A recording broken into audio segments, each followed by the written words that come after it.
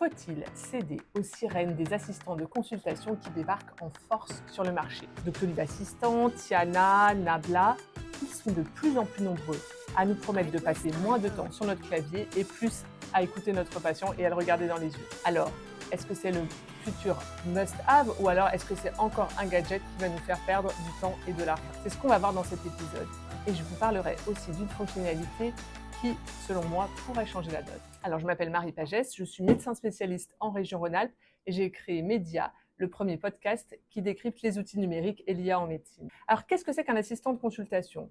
Alors, le principe est assez simple. En fait, on met un micro qu'on peut acheter sur Amazon à 30 € sur notre bureau de consultation.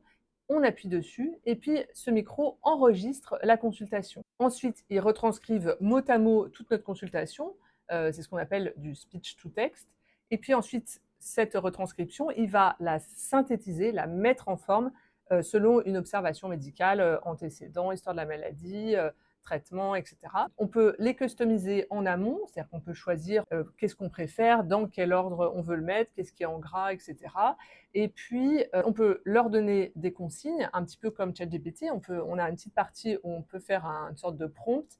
Et puis, on peut choisir des modèles plus ou moins longs, plus ou moins détaillés selon ce qu'on préfère. Ensuite, à la fin, on peut également créer des courriers pour les correspondants, par exemple pour un avis dermato, où il va récupérer tout ce qui était dans la consultation et en un clic, on peut avoir notre courrier pour notre correspondant. Alors, leur prix varie de 39 € par mois à peu près 80 € par mois. Et on peut toujours les tester, donc il ne faut pas hésiter. C'est ce que j'ai fait du coup pour faire cette présentation. Dans quel cas ils sont vraiment utiles? Alors pour moi, ils sont utiles pour synthétiser la consultation, résumer des symptômes, des données qui peuvent être médicales ou non médicales. Par exemple, ma sœur qui est pédiatre, elle l'utilise pour résumer, par exemple, quel type d'activité fait l'enfant, quel est le mode de garde, combien d'heures de sport par semaine, etc. Voilà, là, il est très bon. Très utile également en visite à domicile. Donc, on peut poser son téléphone entre le patient et le médecin et il va donc tout récupérer et puis rédiger une synthèse de la consultation. Donc, c'est très utile également en soins non programmés, c'est-à-dire aux urgences, en consultation d'urgence, où là, le patient va pouvoir repartir directement en un clic. On appuie sur un bouton et hop, on a un courrier qu'on peut lui transmettre, qui va ensuite transmettre à son médecin traitant. Et puis, c'est utile aussi si on n'est pas très bon pour taper sur son ordi. C'est vrai que ça permet quand même d'être plus présent au patient qu'à taper sur son ordinateur. Alors par contre, pour moi, ils ont quand même des limites.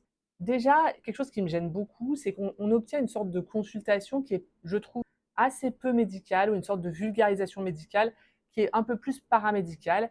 La synthèse est un peu mal ficelée, il met en avant des informations qui ne sont pas pertinentes, il en oublie d'autres, hein, même si on insiste beaucoup, des fois il oublie des informations qui, moi, me paraissent vraiment importantes.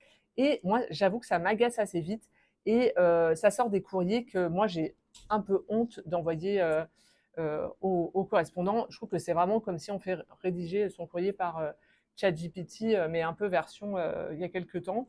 Il y a quelques hallucinations, c'est-à-dire des inventions de l'IA, donc voilà, il faut quand même un petit peu relire.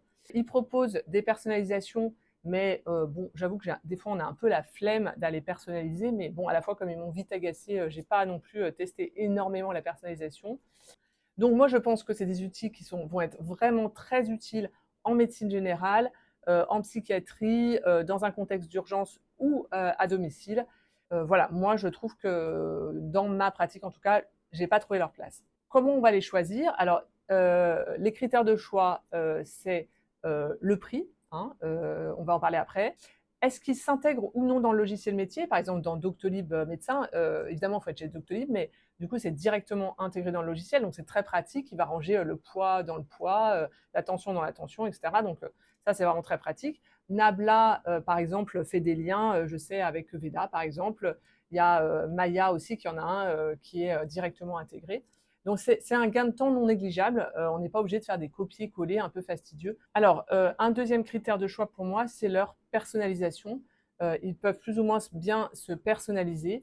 Par exemple, Nabla est très personnalisable, en tout cas, c'est ce que disent ceux qui l'utilisent.